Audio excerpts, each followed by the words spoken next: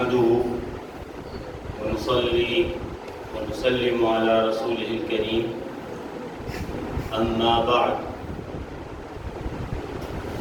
فقد قال الله تبارك وتعالى في كتابه المجيد إن الذين يؤذون الله ورسوله لعنهم الله في الدنيا والآخرة وأعد لهم عذابا مهينا صدق اللہ مولانا العظیم۔ سامعین وقار، اللہ رب العزت کا بے پناہ اور کرم ہے کہ جس کی توفیق سے جمعۃ المبارک کی ان مبارک ساعتوں میں ہم اس کے گھر اس کے حضور حاضر خدمت ہیں۔ اپنی گفتگو کی ابتدا اس دعا سے کریں گے کہ اللہ تعالیٰ آج ہمارا یہاں پر حاضر ہونا، اپنے گھر میں بیٹھنا، اپنے حبیب مکرم کا، اپنی محبوب ہستیوں کا ذکر کرنا اور اس کو سننا، اپنی بارگاہ میں اس کو شرف قبولیت سے نوازے۔ عازمین وقار، جو آیہ کریمہ میں نے ابھی خطبے میں تلاوت کی، اس آیہ کریمہ کے پیش نظر، اس کو پیش نظر رکھتے ہوئے جو گزارش آج کی مجلس میں کرنا چاہتا ہوں وہ یہ ہے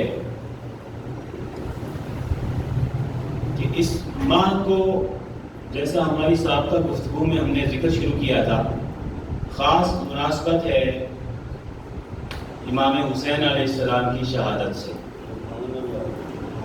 اور ہم نے اپنی پچھلی نشست میں یزید کی فکر کی ان 4 جہاد کا ذکر کیا تھا، جو فکر جس کا وہ اسلام میں، اسلامی ریاست میں، اسلامی تاریخ میں جس کے پروان چڑھانے کا وہ باعث بنا، اور اسلامی تاریخ میں وہ پہلا شخص تھا جس نے اس کو پروموٹ کیا، اس فکر اور نظریے کی۔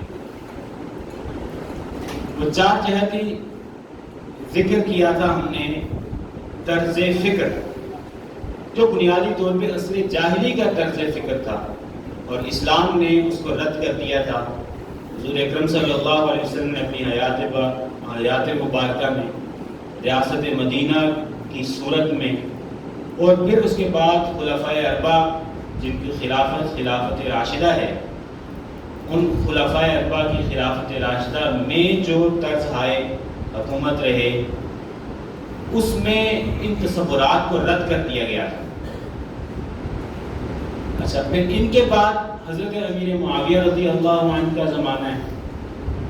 آپ رضی اللہ عنہ جو ہیں، ان کا جو طرز حکمرانی رہا وہ خلافت راشدہ کنسیڈر نہیں ہوتا ہے، بلکہ آپ کے زمانے سے ملوکیت کی ابتدا ہوئی۔ تو ہمارے عقیدے کی کتابوں میں لکھا ہوا ہے کہ آپ خیر الملوک ہیں، یا ہے کہ افضل الملوک ہیں، بادشاہت کے نظام میں کی ابتدا آپ سے ہوئی، اور آپ اس میں سب سے اونچے درجے کے ہیں۔ مگر جو ماڈل ہے ریاستی ڈھانچے کے لیے، جو ماڈل پیریڈ ہے ہمارے پاس، وہ پہلی جو 4 خلفائے اربعہ ہیں جن کی خلافت راشدہ کنسیڈر ہوتی ہے، وہ ماڈل ہے ہمارے پاس۔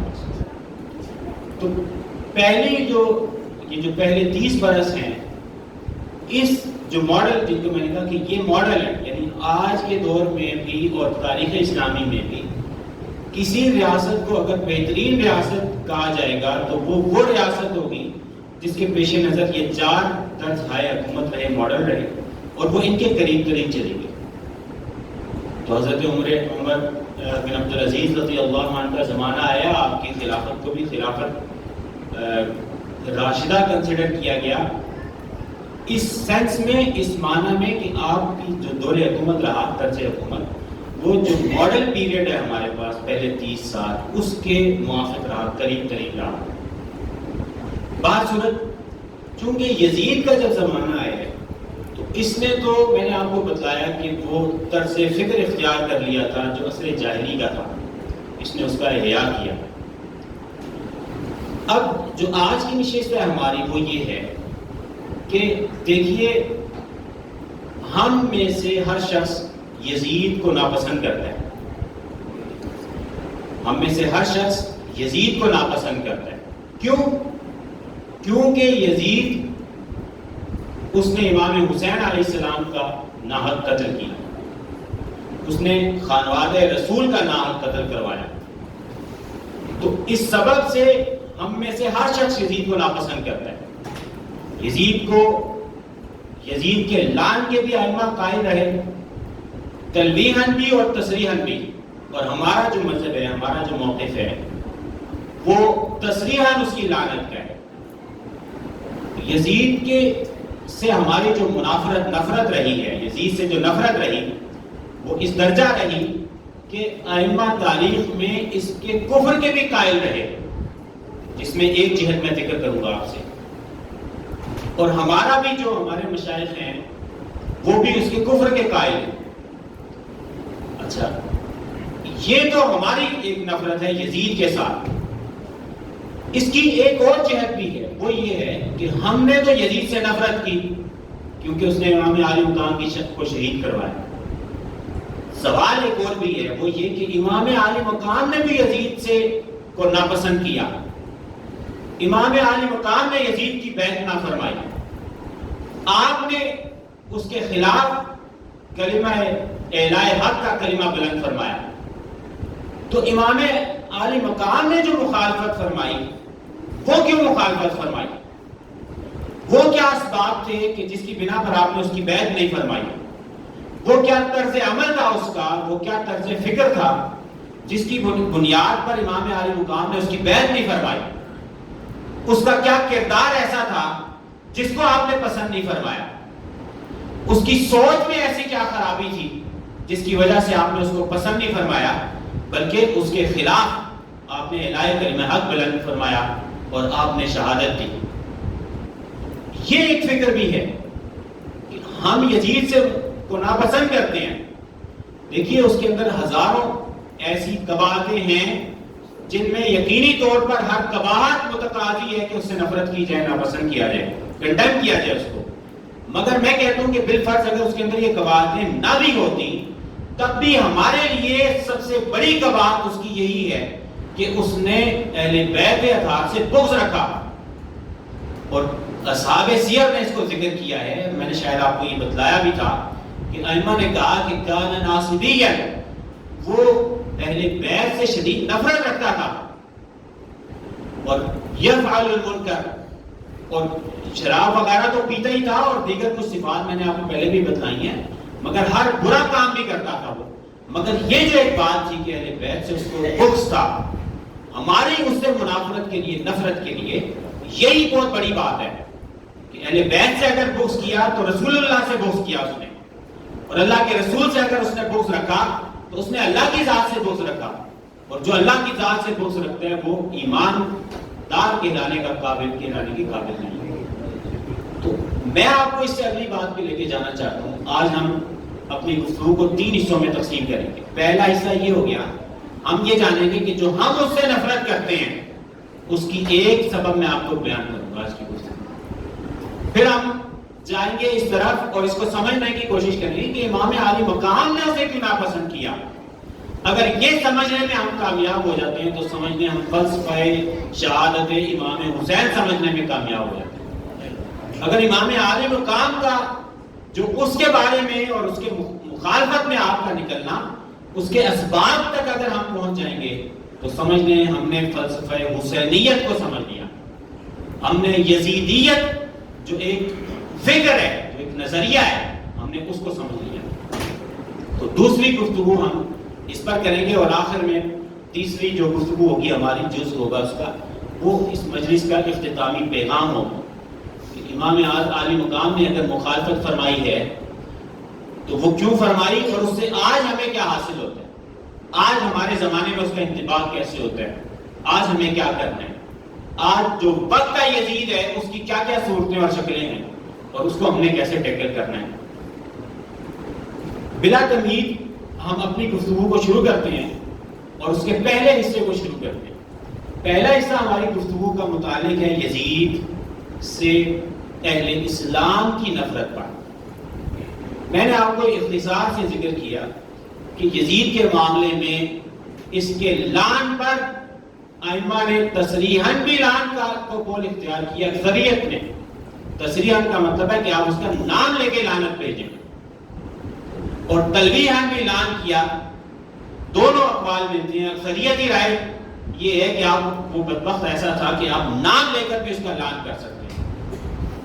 اچھا، اس سے اگلی ایک اور چیز کیا ہماری نفرت کی اس سے، وہ یہ ہے کہ وہ شخص ہمارے نزدیک اور تاریخ میں ایسے ائمہ رہے ہیں جن کے ہاں وہ اسلام سے خارج تھا، وہ اپنے رویے سے، اپنے برتاؤ سے، اہل بیت سے بغض اور عناد کے باعث، ان سے نفرت کے باعث، ان پر ظلم اور ستم کرنے کے باعث، پھر اس کے بعد اہل مدینہ کے ساتھ جو اس نے سلوک کیا اس کے باعث، اور اس کے بعد اہل مکہ کے ساتھ جو اس نے سلوک کیا، ان تمام امور کے باعث وہ اسلام سے خارج ہے۔ اور جنہوں نے اسلام سے خارج ہونے کا قول اختیار کیا، سمجھ لیجئے اس کا سبب کیا بنا ہے، کہ اس کا سبب یہ بنا ہے کہ انہوں نے امام حسین علیہ السلام کی جو شہادت ہے وہ محض قتل انسانی تصور نہیں کی۔ محض یہ نہیں کہا کہ کسی جان کا قتل کر دیا اس نے، جو کہ فعل حرام ہے، فعل کفر ہے، جان کا قتل جائز نہیں ہے۔ تو انہوں نے اس کی طرف نہیں گئے وہ کہ یہ انسانی جان کا قتل کیا اس نے، وہ اس طرف گئے کہ یہ شخص اس نے ایذائے نبوی کا باعث بنا ہے، اس نے حضور اکرم صلی اللہ علیہ وسلم کی جان کو تڑپایا ہے، حضور کی ذات کو اذیت دی ہے، آپ صلی اللہ علیہ وسلم کو اس کے فعل نے تکلیف پہنچائی ہے، آپ پر غم کی کیفیت کو لایا یہ۔ اور حضور اکرم صلی اللہ علیہ وسلم کی ذات کو جو شخص اذیت پہنچائے گا، سمجھ لیجئے کہ وہ دائرہ اسلام سے خارج ہے، اسلام کے اندر نہیں ہے۔ اب اس میں ایک دو گزارشات سن لیجئے، پھر ہم اگلے مضمون کی طرف پڑھیں گے۔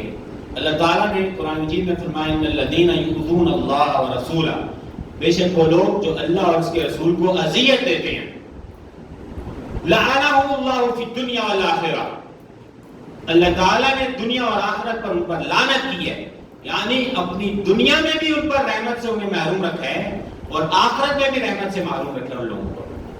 اور صرف یہی اسی پر اکتفا نہیں فرمایا، بلکہ فرمایا وَأَعَدَّ لَهُمْ عَذَابًا مُهِينًا، اور ان کے لیے ذلت انگیز عذاب اللہ تعالیٰ نے تیار کر رکھا ہے۔ حاضرین عزیز وقار، اب جو بات قابل توجہ ہے یہاں دو باتیں قابل توجہ ہیں۔ ایک یہ کہ اللہ کے رسول کو ایذا، وہ اللہ کو ایذا پہنچا۔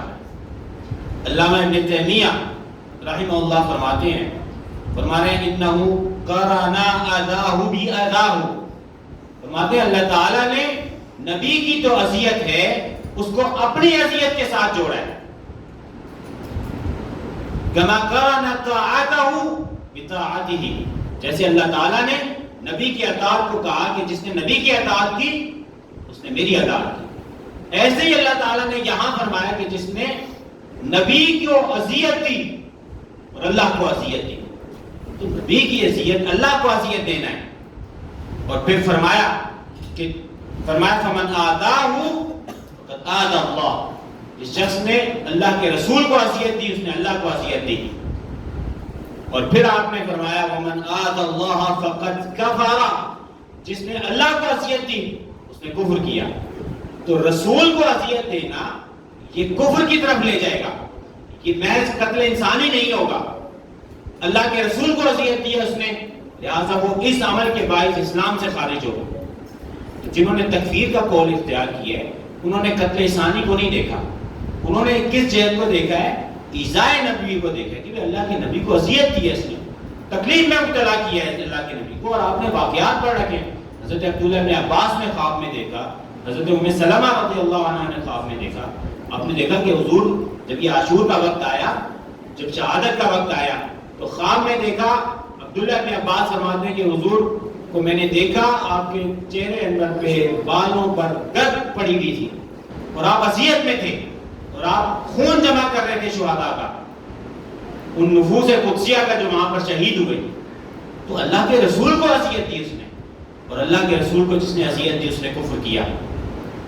اور علامہ ابن تیمیہ نے ہی فرمایا، کہتے ہیں وَإِنَّ جِهَةَ حُرْمَةِ اللَّهِ، علامہ ابن تیمیہ سے ہمارے اختلافات ہیں، مطلب ہمارے ہم کیا ہیں، مطلب کہ ہمارے مشائخ نے اختلافات کی اور ان کے تفردات ہیں۔ میں نے ایک لفظ ان کے لیے رحمہ اللہ بول دیا، اس وجہ سے بولا کہ اگرچہ دو طرح سے جہاد ہے نا، ہمارے علماء نے بعض مشائخ نے علامہ ابن تیمیہ کی تکفیر بھی کی ہے، ہمارے مشائخ نے تکفیر بھی کی ہے اور بعض نے تکفیر نہیں کی، اور ان کو شیخ الاسلام کا ہے۔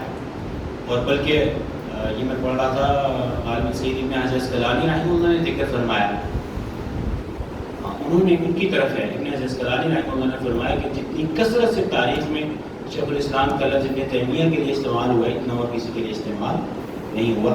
تو ہمارا جو ان سے اختلاف ہے وہ اختلاف ان کے تفردات کی بنا پر ہے، مگر یہ کہ وہ بہت پائے کے عالم تھے اور وہ اختلاف آتی ہے۔ انہوں نے کہا کہ حضور کی زیارت کی نیت سے اگر کوئی شخص سفر کرے گا تو اس کا سفر یہ حرام ہے، کیونکہ ان کا تفرد ہے۔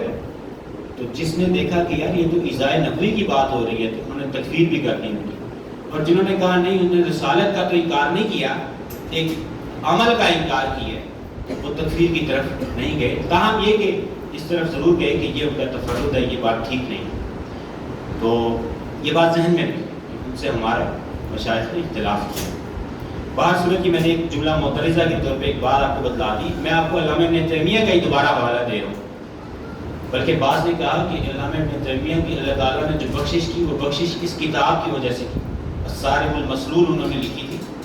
حضور کے جو شخص حضور کی گستاخی کرے اس کے لیے تلوار، ننگی تلوار۔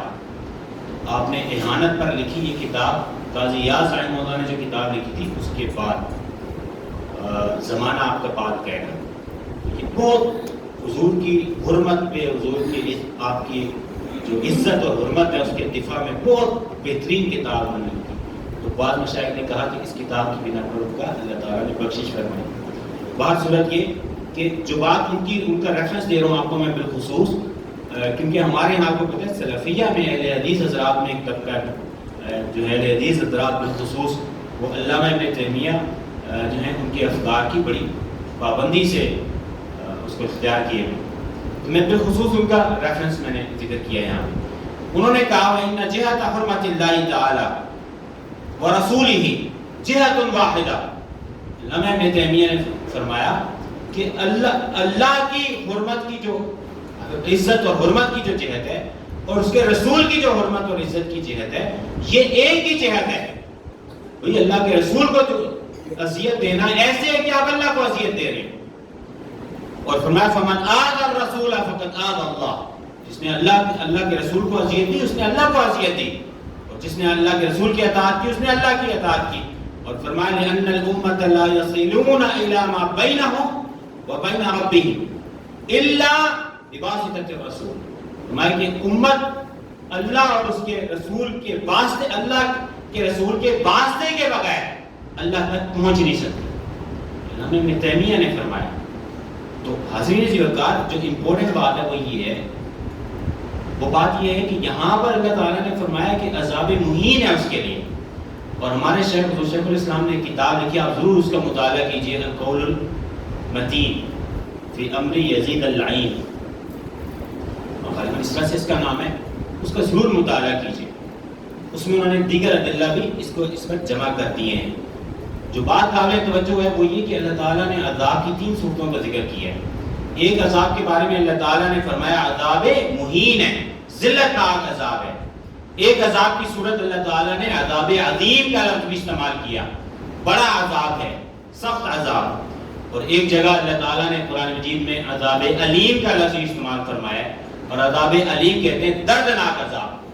تو یہ جو 3 جہات ذکر کی، یہاں پہ جو عذاب مہین کا لفظ اللہ تعالیٰ نے پورے قرآن میں جہاں اللہ تعالیٰ لے کر آئے ہیں وہ صرف اور صرف ان لوگوں کے لیے لے کر آئے ہیں جو کفر پر تھے، اور ایذائے رسول کا جو شخص سبب بن رہا ہے اس کے لیے بھی جس عذاب کی اللہ تعالیٰ بات فرما رہے ہیں وہ عذاب مہین کی بات فرما رہے ہیں۔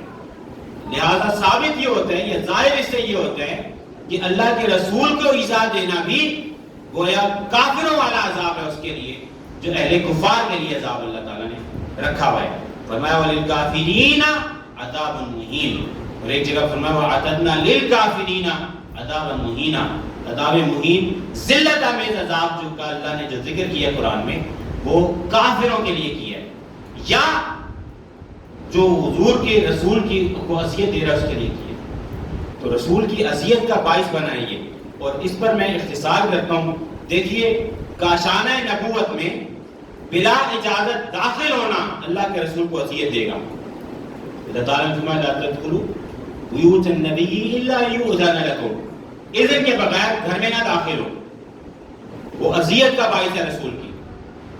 در اقدس پر بے پردہ ضرورت اور حاجت طلب کرنا اللہ کے رسول کو اذیت کا باعث بنے گا۔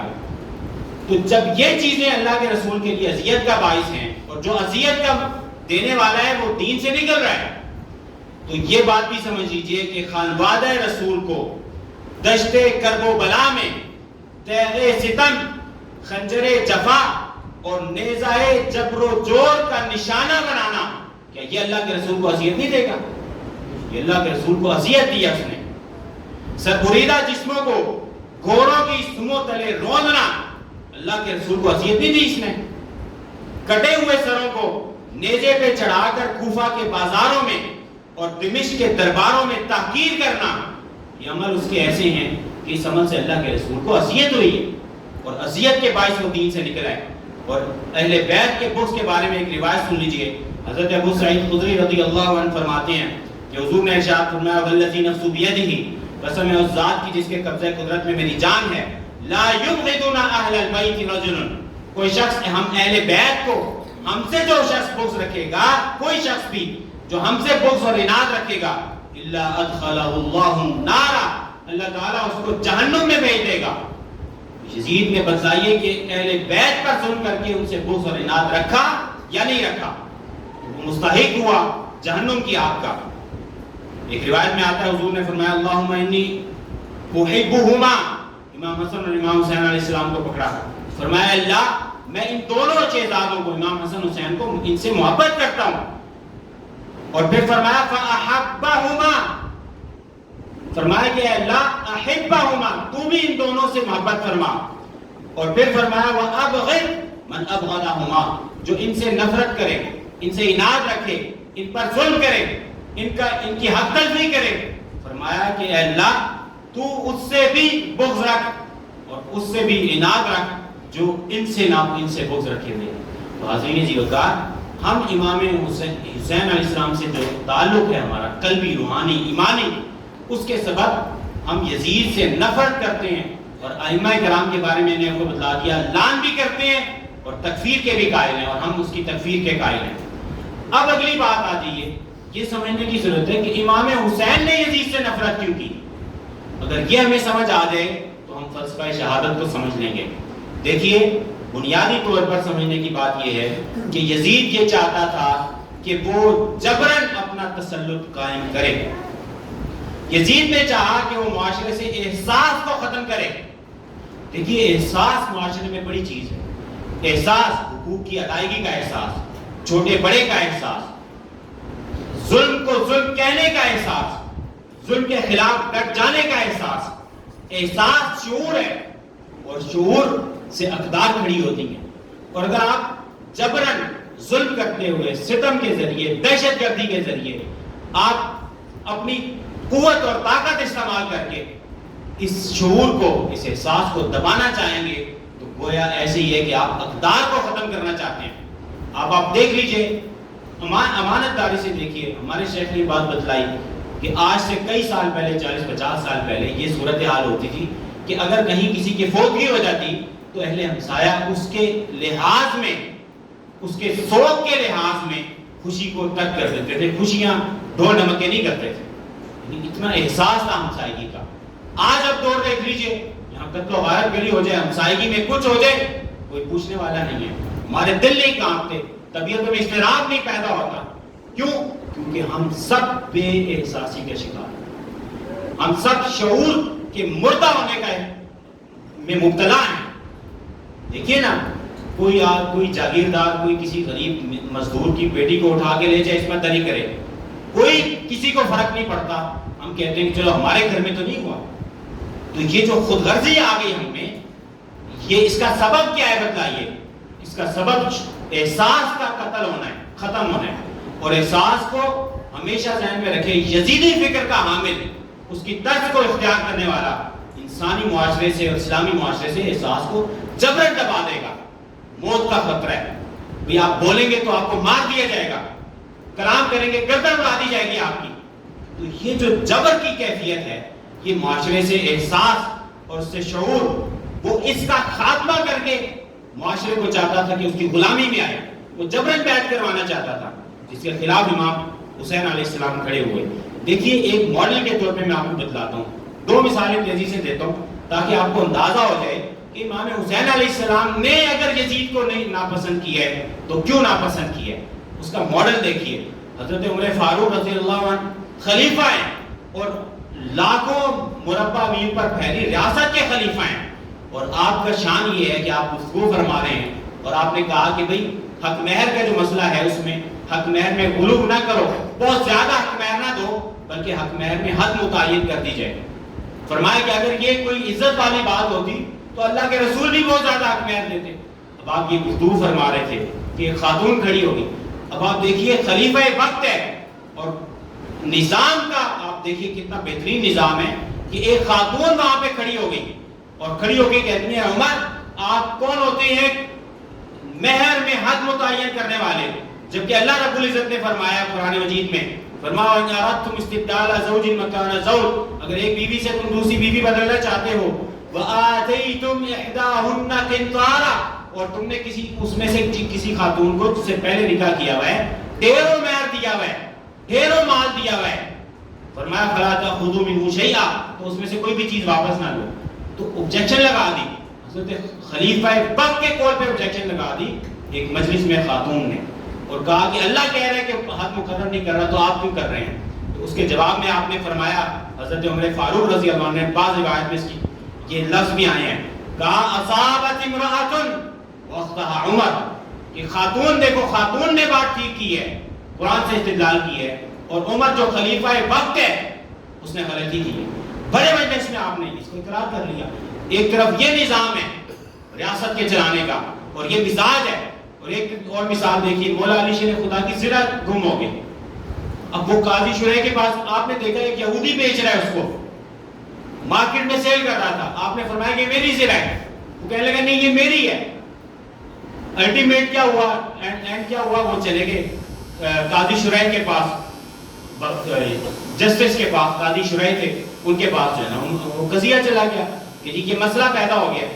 قاضی شریح نے فرمایا کہ آپ دلیل دیجئے کہ یہ ثبوت لائیے.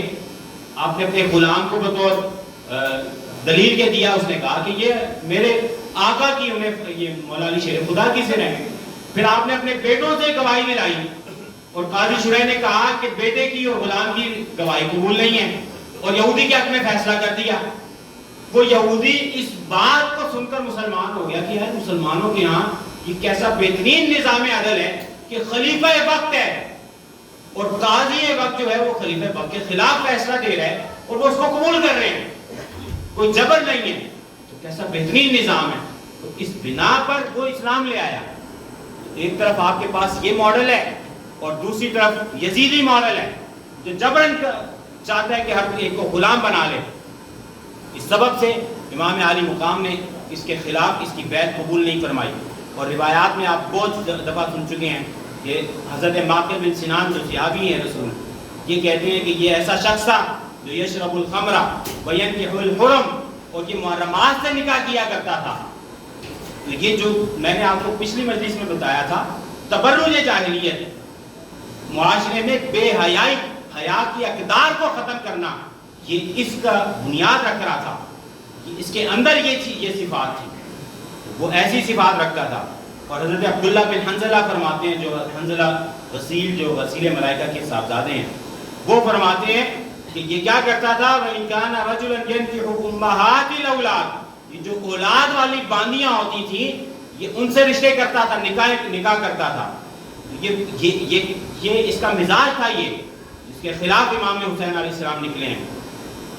اور امام حسن بصری نے فرمایا کہ یہ سکیر تھا، نشے میں رہتا تھا، شراب پیتا تھا، خمیر تھا، حریر جو اللہ رسول نے حرام کی ہے، یعنی آپ دیکھیے کہ حیات کو کس طرح توڑ دیا تھا اس نے، اور اسلامی اقدار کا کس طرح قتل عام کر رہا تھا کہ اس نے کیا کرتا تھا، حریر ریشم پہنتا تھا یہ، اور تنبورے بجتے تھے اس کے ہاں۔ اللہ حضرت قیاس حضرت علی بن حسین مسعودی کہتے ہیں کہ اس کا کردار فرعونی کردار تھا، بات بڑی اہم ہے۔ پھر فرمایا کہ فرعون کی سیرت تھی بل کان فرعون اعدل منہ فی رعیتہ، بلکہ فرعون بھی اپنی رعیت میں اس یزید بدبخت سے زیادہ عادل تھا، طبیعت میں زیادہ عدالت کرنے والا تھا۔ اور کہا وانصف منہ لخاصتی وعامہ، اور عوام اور خواص میں اس سے زیادہ انصاف کر دیتا تھا۔ یزید اس سے بھی گیا گزرا تھا، فرعون سے بھی گیا گزرا تھا عدل اور انصاف کے معاملے میں۔ یہ وہ نظام تھا جس کے خلاف امام حسین علیہ السلام نے قربانیاں دی ہیں اور اس کو سمجھا ہے۔ اور دیکھیے آج کی گفتگو کا پیغام میں آپ کو دیتا ہوں، خلاصہ کلام یہ ہے کہ ہم یزید سے نفرت کرتے ہیں، امام عالی مقام کا نام شہادت کی ہے، اور امام عالی مقام نے کیوں اس سے نفرت کی، اس کی معرفت میں ہی فلسفہ شہادت امام حسین، اس کو سمجھنے میں ہی آپ کو امام حسین کی شہادت کا فلسفہ سمجھ آئے گا۔ اور اس پر پیغام یہ ہے کہ اگر آپ کو یہ سبھی حضرات سن کر جائیں، اس کو غور و تدبر کیجئے اس میں، اگر آپ کو حسینی کردار تشکیل دینا ہے، حسینی کردار اگر آپ کو تشکیل دینا ہے تو یہ اس وقت تک حقیقی معنوں میں ممکن نہیں ہو سکے گا جب تک ہمارا نوجوان یہ درج ہے جو میں ابھی چیزیں ذکر کرنے لگا ہوں، جن کا میں نے سابقہ گفتگو میں بھی اشارہ کیا تھا، جب تک ہماری نوجوان نسل کو یہ چیزیں نہ سکھلائی جائیں، ان چیزوں پر نہ بتلایا جائے اور اس پر تربیت نہ کی جائے۔ اور وہ کیا چیزیں ہیں ہمیں ضرورت ہے آج کہ ہم اپنی نوجوان نسل کو بتلائیں کہ حکم جاہلیت کیا ہے اور اس کی قدیم اور جدید صورتیں کون کون سی ہیں۔ جب تک ہم اپنے نوجوان کو یہ بتلائیں گے نہیں اور وہ اس کو بتلائیں گے کہ اس کے مقابلے میں اسلام نے نظام حکومت کیا دی ہے، اس کے مقابلے میں اسلام نظام اقتصاد کیا دیتا ہے، اس کے مقابلے میں اسلام نظام عدل کیا دیتا ہے، نظام تعلیم اسلام نے کیا دی ہے، جب تک آپ یہ چیزیں اپنی نوجوان نسل کو نہیں بتلائیں گے، سکھلائیں گے، وہ صحیح معنوں میں حسینیت کے کردار کا عکاس نہیں بن پائے گا۔ دیکھیے بات بہت اہم ہے، دنیا میں مختلف ماڈلز ہیں، آپ کو اس میں تھوڑے ایلیبوریٹ کرتا ہوں۔ آپ کو معلوم ہے کہ ڈیموکریسی ہے ہماری دنیا میں، جو طرز حکومت رہے ہیں، تو یہاں ڈیموکریسی ہے، یہاں بادشاہت ہے، جمہوریت ہے، بادشاہت ہے، اور یہاں ڈکٹیٹرشپ ہے۔ دنیا میں جو مختلف نظام حکومت رہے ہیں وہ یہ رہے ہیں۔ اچھا، اور ایک اس کی چوتھی صورت بھی ہے جو پاکستان کی ہے، یہاں پہ نام کیا ہے، جمہوریت کا، اور اندر جائیں تو یہاں ڈکٹیٹرشپ بھی ہے اور بادشاہت بھی ہے، کوئی جمہوریت نہیں ہے۔ تو نام کیا ہے، ڈیموکریٹک کنٹری ہے۔ تو ہماری نوجوان نسل کو جب تک آپ یہ نہیں بتلائیں گے کہ اسلام نے طرز حکومت کیا بتلایا ہے، ڈیموکریسی اس کے اندر کیا اس کے میرٹس ہیں، کیا ڈی میرٹس ہیں، اور اس کے مقابلے میں اسلام نے جو نظام دیا ہے وہ کیا ہے، تب تک ہمارا نوجوان حسینی کردار کا امین نہیں بن سکتا ہے۔ دنیا میں جو اقتصادی ماڈل ہیں، جب تک ہم اپنے نوجوان کو یہ بتلائیں گے نہیں کہ جو دنیا میں اقتصادی ماڈل ہیں وہ کتنے ہیں، مثلا زیادہ معروف کیا ہیں، اس میں سرمایہ دارانہ نظام ہے، کیپٹلزم ہے، اس میں اشتراکیت ہے، سوشلزم ہے، کمیونزم ہے، یا اس کے علاوہ اس کی ذیلی صورتیں ہیں۔ جب تک آپ اپنے نوجوان نسل کو یہ نہیں بتلائیں گے کہ سرمایہ دارانہ نظام یہ ہے اور اس کے مقابلے میں اسلام کا اقتصادی نظام وہ یہ مقابلے میں ہے، اس کے اندر یہ ڈی میرٹس ہیں اور اس کے مقابلے میں اسلام نے جو نظام دی ہے اس کے یہ میرٹس ہیں، جب تک آپ یہ نہیں بتلائیں گے ہمارے جوان کو پتہ نہیں ہے، وہ کیسے کہے گا کہ اسلام کا نظام میں نے نافذ کرنا چاہتا ہوں، وہ نہیں کر پائے گا، وہ اس کو سمجھتا ہی نہیں ہے۔ اور ہم نے سمجھانے کی کوشش بھی نہیں کی ہوئی، تو ہمیں اس کو سمجھانا ہے لازمی طور پہ۔ اسی طرح سے زن جاہلیت ہے، لادینی افکار پروان چڑھ رہی ہیں، ہمارے زمان کو ہمیں ضرورت ہے کہ ہم اپنے نوجوان کو یہ بتلائیں کہ یہ جو لادینی افکار ہیں، یہ جو ہمارے ہاں سے اللہ کے وجود کا تصور، اس کو ہمیں شکوک میں مبتلا کیا جا رہا ہے۔ ہمارا جوان آج کہتا ہے کہ جی اگر دیکھو جی قبر میں تو کہیں کھلی قبر ملتی ہے تو وہاں تو گلے سڑے جسم ہیں، پتہ نہیں جو حوریں ملنی ہیں ملے نہ ملے، دنیا میں تو انجوائے کر لو. تو ہمارا جوان جو ہے بھئی اللہ تعالیٰ آپ کہتے ہیں کہ بیٹا فلاں نماز نہیں پڑھو گے تو رزق میں برکت نہیں ملے گی. ہمارا جوان کہتا ہے کہ جی جو اسلام ہی نہیں مانتا اس کے ہاں فراوانی ہے، کثرت ہے رزق کی، اور جو مسلمان ہے اس کے پاس بیچارے پاس ایسی صورت نہیں ہے، تو اس کے ہاں کانسیپٹ ہی کلیئر نہیں ہے. تو ہمیں اگر ظن جاہلیت کا دفاع کرنا ہے تو ہمیں اپنی نوجوان نسل کو یہ بات سکھانی پڑے گی، ضرورت مذہب سکھانی پڑے گی، اور اسلام کی ناگزیریت کو سمجھانا پڑے گا.